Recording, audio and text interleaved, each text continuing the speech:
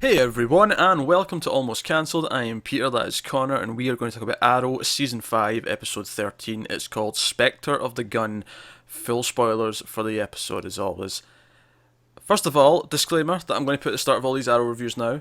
We don't like Arrow very much. We watch it out of completion because we watch the LDC shows. Connor gets drunk for these. We tend to just be a bit silly and we make fun of it, and we do talk about it, but it's a lot more negative slant. So if you actually still like the show, you might not enjoy us tearing it apart. So just forewarning. So very first negative before we even get into the show, episode title. I thought maybe they were going to bring in the Spectre, and then they didn't. I was disappointed. Fair enough. I never thought that, but I can see why you would. Second disclaimer, just on this particular review. This episode is about gun control, right? The entire thing, and if there's no way you couldn't come out of this going that was about gun control, because the entire thing was about gun control. And they were not subtle about it. They were not subtle. What we are not going to do is we are not going to turn this into what is the actual, right and wrong, our own views on gun control and that kind of thing. We're not doing that. We're talking about how the show tackles the debate, not what our views on the debate actually are. Right? Just an amusing aside that's related. In the comic world, Deathstroke, which obviously if you watch Arrow you know Deathstroke, his comic tackled this very issue just a couple of weeks ago. It was a very good issue. And it was a much better way of tackling it than this did. I will say this, I think there was a couple of decent moments in this.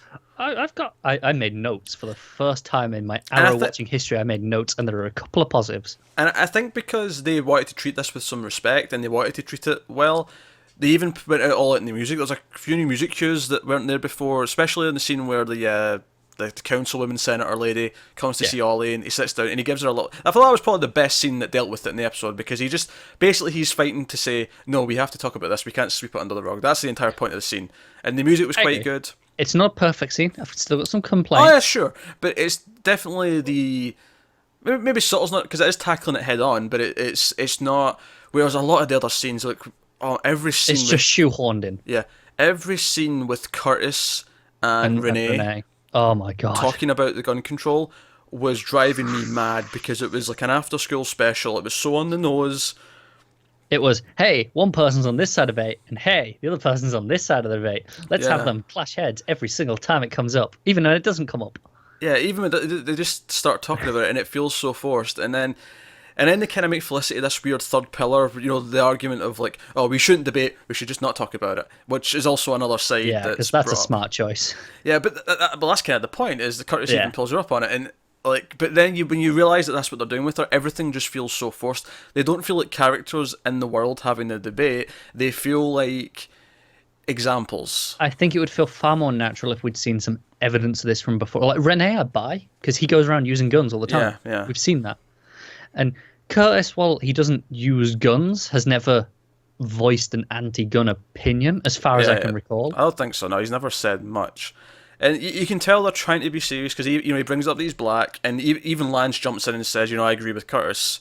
Yeah. And like, I actually kind of like Lance jumping in and agreeing with Curtis. That was a nice little touch, but all of it was just so on the nose, and oh, it really was. Especially when it got to the point when Felicity was just flat out saying, we're going to go back to our gun debate control, or gun control debate. I said that the wrong way. Am I the one that's been drinking? I'm not sure. I think it was you, but it could have been me. Because apparently I think maybe I drink so much during these that it kind of rubs off on you.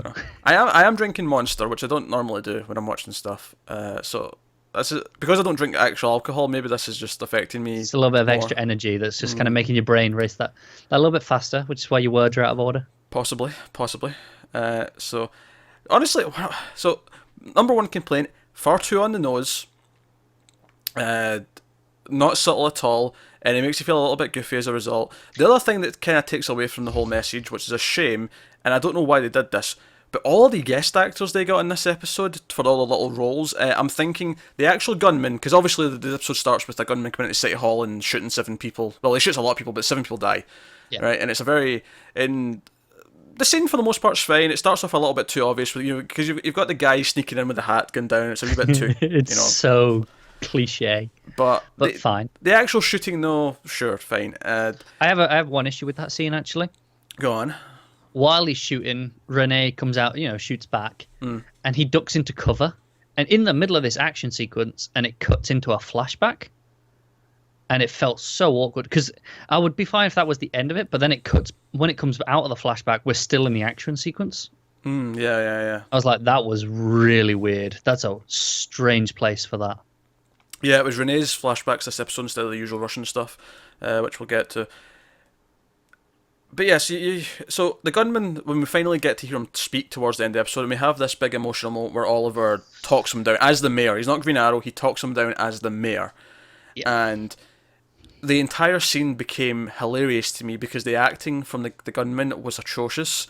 And he kept sort of, because we find out that his family was killed in a mall shooting a couple of years ago, and this is why he's doing this. It's all about, he wants this gun legislation to go through, and it's not going through, and it's revenge slash... Yeah, that makes sense, doesn't it? I want gun legislation, so let's use more guns. But I guess his thinking is, hey, if I use guns, they have to push it through. Yeah, he's thinking it's a Watchmen thing. We'll force them into action by making things worse, like giving them a villain to deal with. It's that kind of idea. But his acting was so atrocious. Like when he starts like sort of crying about his family, with it, oh, my wife and family were innocent. You just laugh. Yeah, I just started laughing with every line of dialogue. And then, it was hard to take anything seriously in that scene after that. And then when he turns the gun on himself and he's like, "You're right, I deserve to be punished," and it's atrocious. And then I actually said out loud, "You do deserve to be punished for that acting. You're right." He did say that. Yeah, I did say that. I said that out loud. That is legit. Yeah, and so that was the big thing. Honestly, I think the biggest problem with this episode, though, is that it keeps talking about, right, there's a debate about guns, and and they keep talking about this legislation, this registry act that the old administration was going to do. Oliver wants to bring it back up. He gets the councilwoman in, they start debating, and they're going back and forth, and it gets all very political because they're talking about, well, there's these rules on abortion and stuff, so why should we have these rules on guns, blah, blah, blah, blah. And it's all the key talking points, it's all the key things that always come up when you get into these conversations. The biggest problem with the episode is that at the end of the episode, Oliver and Rennie come up with some sort of magic legislation, which the woman agrees to. And they say, right, so we'll get new gun control legislation, but it doesn't affect how easy it is to buy a gun or the right to protect yourself. Own a gun, yeah, anything. It's like, well, what did it do then? Yeah, it never tells you. It's just this magic piece of paper that works for the episode. That's actually a problem. It's not just indicative of this episode. It's a problem I've had this entire season. Oliver Queen, as a mayor, has absolutely no political stance whatsoever. But you see in the scene where the press start asking him about his stance on gun control, and he just kind of goes like... The writers are so afraid to make him pick a stance, which is weird, because obviously Oliver Queen in the comics is very, very liberal and left-wing. Yeah, that's his character. That's his shtick, right? That's his whole thing. Issue 1, Green Arrow Rebirth Issue 1, when they relaunched everything last summer, in the first issue of Green Arrow, he calls himself a social justice warrior. Yeah, that's who he is. Going back further, you had him teaming up with Hal Jordan as Green Lantern, and you had the left wing and the right wing kind of, that was their whole thing. That's for decades that's been his thing. So it seems they're literally just doing this so they don't alienate anyone. They're going, right, let's play this really safe and play completely neutral, and then we can't offend either side is what they're doing. And instead it feels forced and fake. And and like I say, the problem I have with the ending, though, is that they have this magic solution to the problem, but it's not really a solution because they don't tell us what it is. And they can't solve it in the episode. I know they can't solve it because that would... Why don't we do that in real life? That would solve it.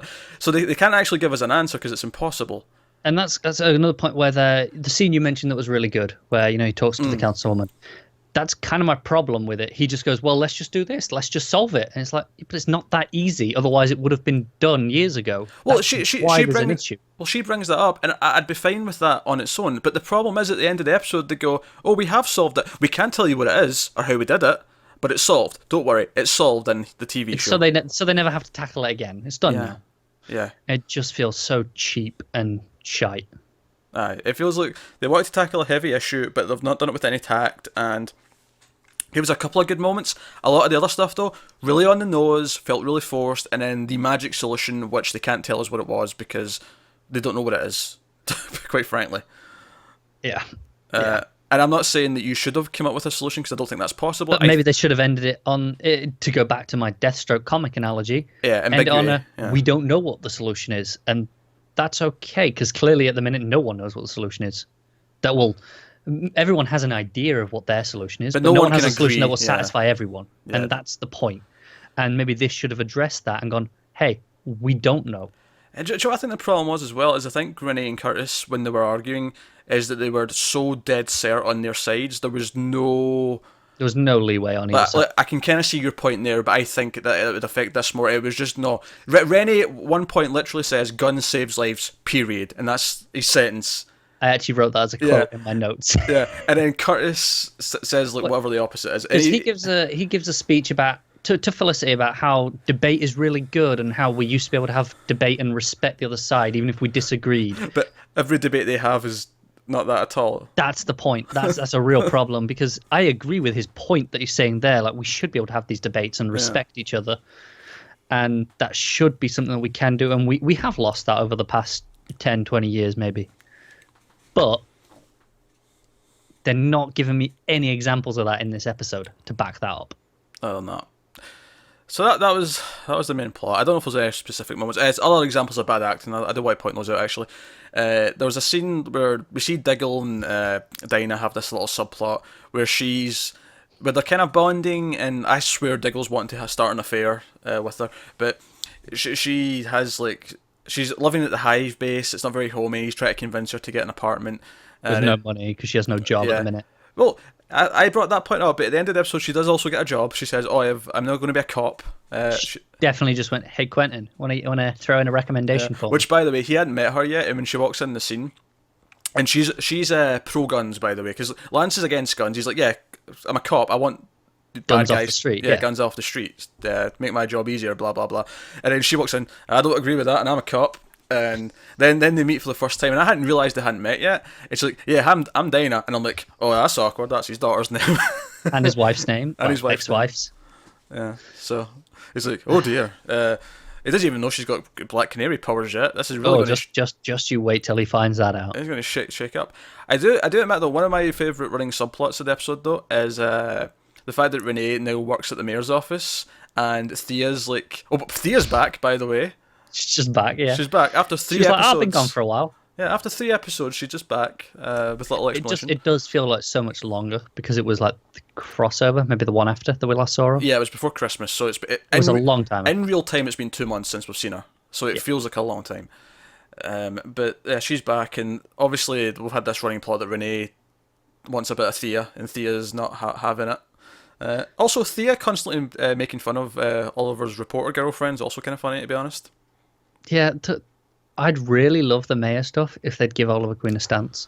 And it's not even that you have to agree with his stance, because, I mean, most people will have a side in this gun argument, right? Like, most people will have a stance. Do you know what it relates to, actually? I always bring this up when we're talking about movies. When it comes to, like, you have one of my problems with the Marvel movies is they feel very kind of they're kind of safe, they have a bit of comedy, a bit of darkness, they're good for everyone. To me, it's a lot more interesting when you have a filmmaker who goes, "No, I'm just going to go my wild vision in one direction because it's my passion, it's my art," and it'll alienate a lot of people. Like, but you can respect it. Like, they've done what they want. 60-70% of people might hate it, but the other 30% who don't hate it will love it because it'll really speak to them because there's a voice in there. Whereas when you try and be in the middle and you try and please everyone, it doesn't. You end up pleasing no one. Yeah, you end up pleasing. And that's the thing. Like I said, this is obviously about gun control, and everyone in America will have a view on this, whether they're for it or against it. Doesn't matter. They can identify with either side in this. And Oliver's just this weird one where no one can identify with him because he stands for nothing.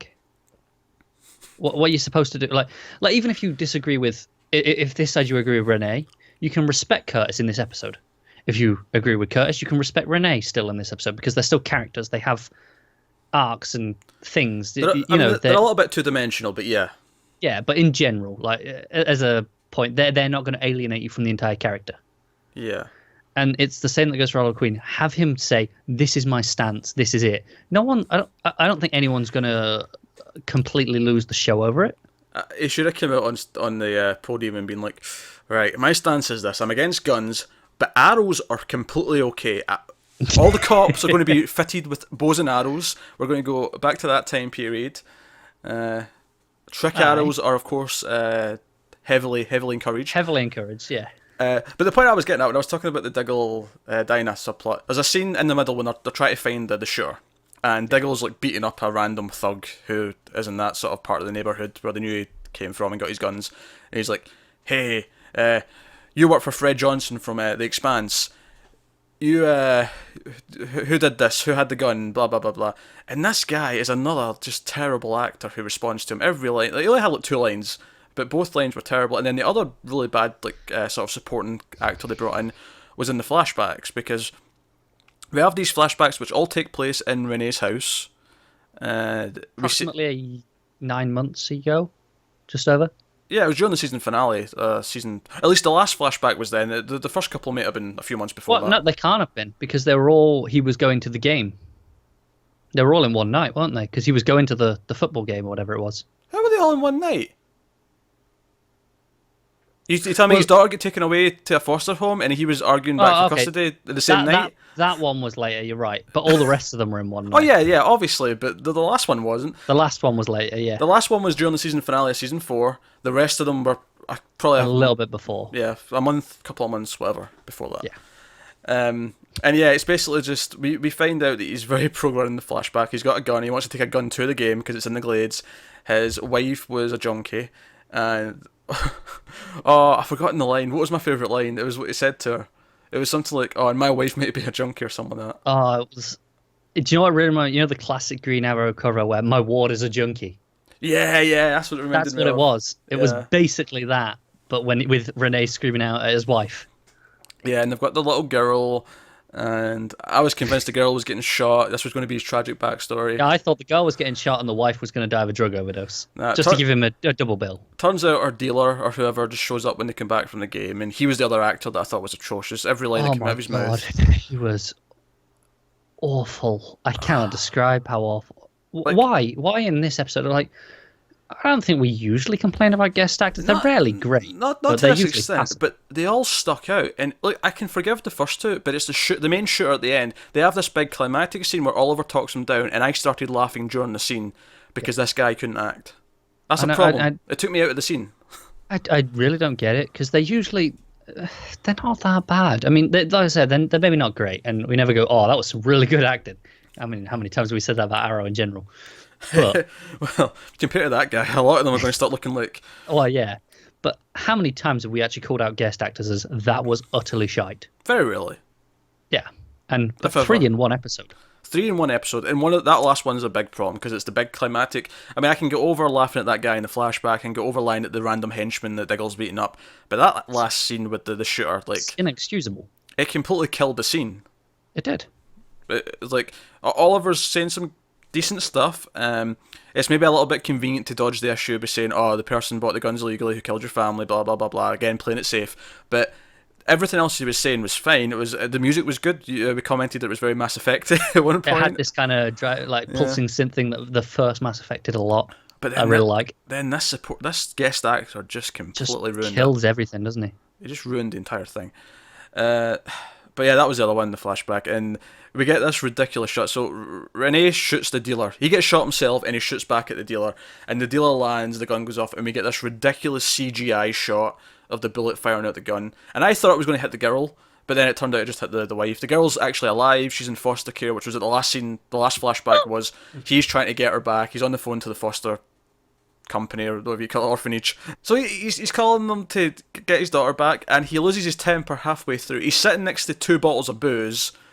I mean, I can excuse the 3 pizza boxes. I approve of that. But he's sitting next to bottles of booze. He loses his temper on the phone, and he gets angry. He throws like his bottle or the phone or whatever across the room. He gets up and he sees on the news. This is now the second time in the last 2 weeks we've seen this news footage of the cell phone recorded footage of the Damien Dark fight from season 4 finale, and he sees that in the news, and he looks over at his hockey top and his hockey mask, and he's like, "Oh, I've got an idea." And I'm like, "Yeah, way back at the start of the season, you might recall I was constantly questioning, why are we recruiting this random madman with a gun?"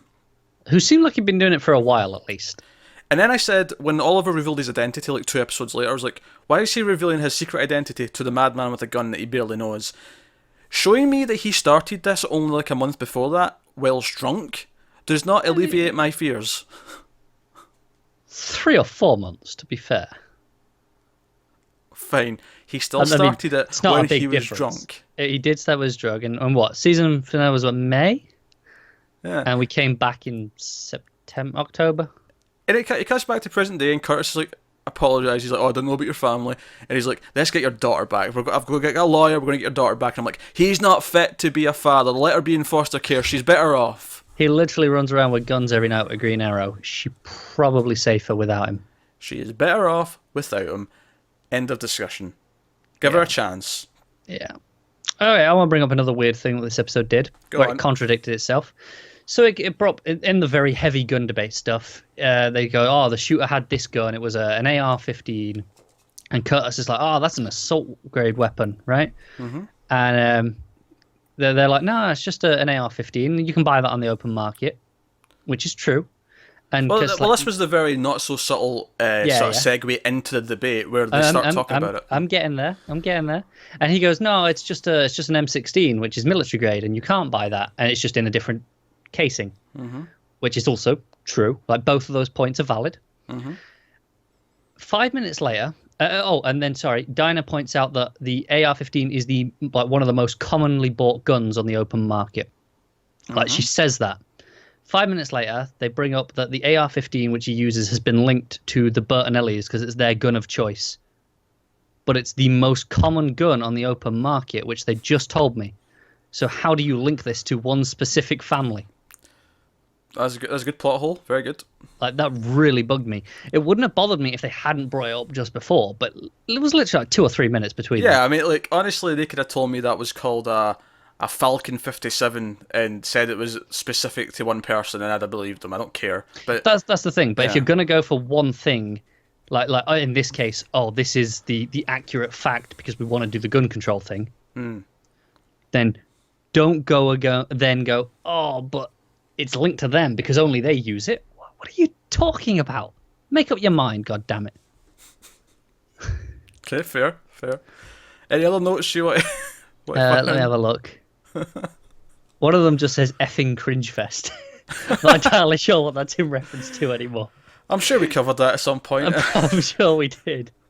I think it might have just been one of the debates between Curtis and Renee, to be honest. Maybe with Felicity in there as well. I don't know. Yeah, Oliver has no stats on anything.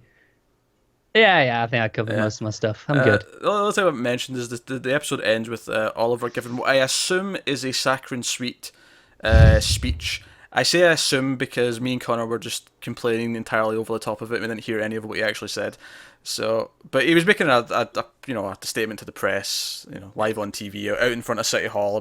Still not picking a stance on anything, I'm sure. And he had candles out. It was obviously a memorial-esque service. So, fine. But that's Arrow. I think we got through that okay. I was a little bit worried halfway through the episode. I was like, oh my god, this is going to be a heavy topic, this, mate. I don't know. Fortunately for us, they tackled it so shittily that we can just rip into them for it. Well, no, but I was worried. I don't know. Connor's drunk. This may not be the best discussion to have while he's pissed. However, I've considered that myself. However, it seems to have went okay. Let us know what you thought of this episode in the comments below. Like and subscribe and all that stuff. Thank you very much for watching. Get us on Twitter at mailed_fuzz. Get our individual Twitters on the screen. And remember, we are actually positive for the most part about the other shows. We just don't like Arrow very much. So, thank you very much for watching. We'll see you next time.